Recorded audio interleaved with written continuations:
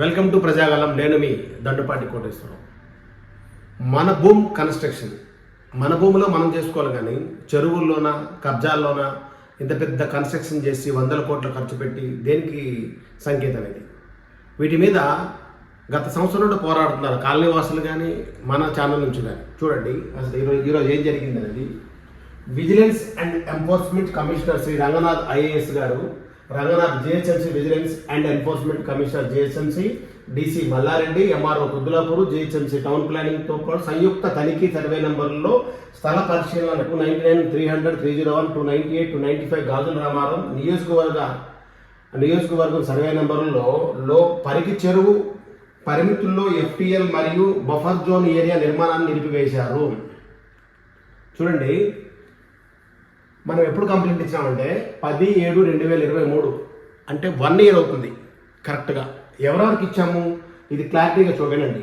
ఎవరెవరికి ఇచ్చినామంటే joint collector local bodies Medchal Malkajgiri జిల్లా, తహసీల్దార్ కుద్దులాపూర్ మేడ్చల్ మల్కాజ్గిరి, తహసీల్దార్ బాలనగర్ మేడ్చల్ మల్కాజ్గిరి, తహసీల్దార్ కుకట్పల్లి మేడ్చల్ మల్కాజ్గిరి, తహసీల్దార్ Medchal, commissioner GHMC Hyderabad head office, metropolitan commissioner of HMD Hyderabad, divisional engineering irrigation department Buddhabhavan. అన్నిటికీ 4 అంటే మా మహేందర్ రెడ్డి అడ్వకేటు, నాది దండుపాటి కోటేశ్వరం మహేందర్ రెడ్డి సంతకాలతోటి ఈ దేని మీద ఇచ్చినామంటే ఒకసారి క్లారిటీగా ఇవ్వండి. వాళ్ళ అక్నాలజ్మెంట్స్ కలెక్టర్ కార్యాలయము, ఎంఆర్ఓది, ఈ తహసీల్దార్ బాలనగర్, మొత్తం జిహెచ్ఎంసీ కానీ హెడ్ ఆఫీస్ కానీ బుద్ధభవన్ కానీ మొత్తం ఇది అన్ని అక్నాలజ్మెంట్స్ తీసుకున్నాం.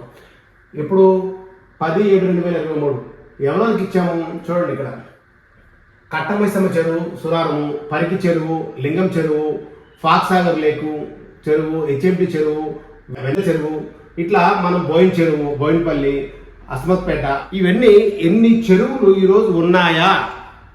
ఒకసారి బాగా రేవంత్ రెడ్డి గారు కానీ లేకపోతే ఇప్పుడు వచ్చిన రంగనాథ్ ఐఏఎస్ గారు కానీ ఒకసారి బాగా ఆలోచించండి. ఒక్క పరికి చెరువుతో కాదు, ఇక్కడ కొన్ని వందల చెరువులు అప్పట్లో హైదరాబాద్కి కుంటలే చెరువులుగా స్థాపించి నవాబులు వారు ఇక్కడ వాటర్ ఉండాలి, ఇక్కడ నీళ్ళు ఉండాలి, ఇక్కడ డ్రైనేజ్ ఉండాలని స్థాపించినప్పుడు ఎందుకు స్థాపించారంటే మనకి సముద్రం కానీ లేకపోతే నదులు కానీ చాలా తక్కువ, మూసినది ఒకటే అప్పుడు ఉన్నది. దానికి అనుసంధానంగా చేసినవి ఇవన్నీ.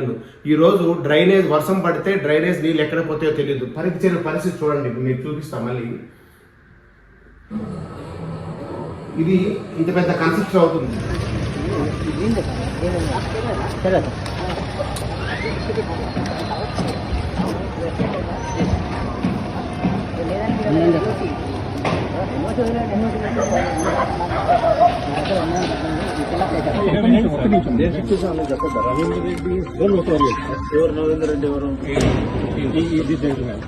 సో నేను ఇమీడియట్గా సార్ లక్కీగా నాకు ప్లాన్ శాంక్షన్ అయ్యే కేమ్స్ ఫేక్ డాక్యుమెంట్ నేను వెళ్ళి ఒక ఇంజక్షన్ చేస్తాను.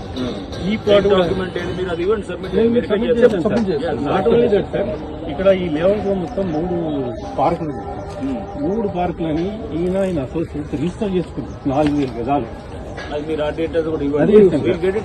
One gentlemen like very senior police officer who decides there, ఆయన టేకప్ చేసి ఎఫ్ఐఆర్ ఫైల్ చేస్తే అది క్యాన్సిల్ చేసి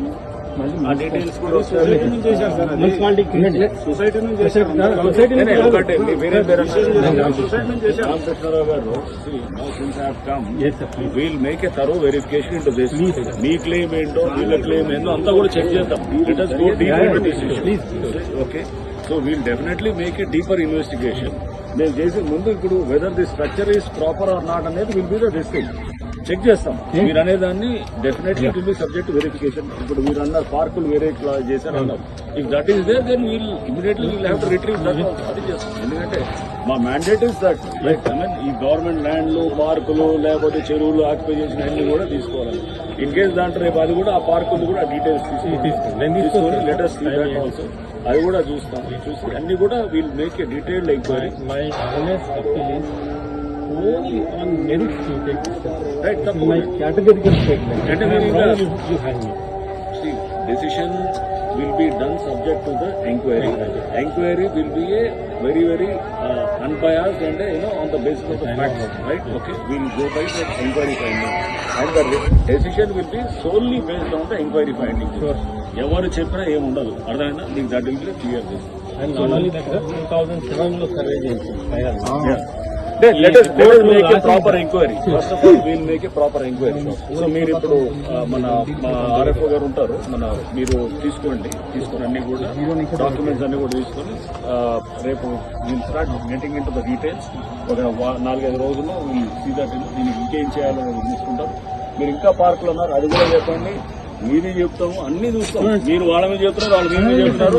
మాకు అంతా కావాల్సిన విషయం ఏంటంటే ఏదైనా తెలియాలి సార్ మాకు. ఇద్దరు తింటే ఇద్దరు సంగతి చూస్తాం, ఒకటి తింటే ఒకటి సంగతి చూస్తాం. ఎవరి సంగతి ఇంకొకటి కూడా సార్, మీ దృష్టికి తీసుకొచ్చాను. Every week they write about my project. Every week మీకు ఎందుకు రాస్తారో మీకు తెలిసే ఉంటుంది. FTA లో కడుతున్నాడు అని. FTA లో సార్ ఇప్పటికి 3 ఇన్స్పెక్షన్ అయినాయి సార్. ఒక్కసారి మేము NOC త్రూ కమిటీ తెచ్చుకున్నాం. రోజు పేపర్లు రాపేసి ఏం చేశారంటే కమిషనర్ గారు JCMC దే రిటర్న్ టు ఇది సార్ ఎవరికి ఇరిగేషన్ వాళ్ళకి వాళ్ళ జాయింట్ ఇన్స్పెక్షన్ పెట్టి చెక్ చేసి whether it is built as per ఆ రిపోర్ట్ చూద్దాం. మీరు ఇవన్నీ సబ్మిట్ చేయండి చెప్పినట్టు. ఇంకొకటి సార్ నేను FCL అని నేను చూపిస్తున్నాను కదా సార్. ఏం చేశారంటే లక్కీగా నా లక్ ఏంటంటే అప్పుడు అన్ని ఓన్లీ మీ సేవ ద్వారానే ఒరిజినల్ ఓన్లీ మీ సేవ ద్వారానే ఇష్యూ చేశారు. మీ సేవ ద్వారా ఇష్యూ చేసిన దాంట్లో ఎక్కడ లేదు. మాన్యువల్ గా రాపించుకో. మీ సేవలో 15 నుంచి కదా సార్ వచ్చి ఇప్పుడు సార్ మీ సేవలో తీసుకొచ్చిన వాటికి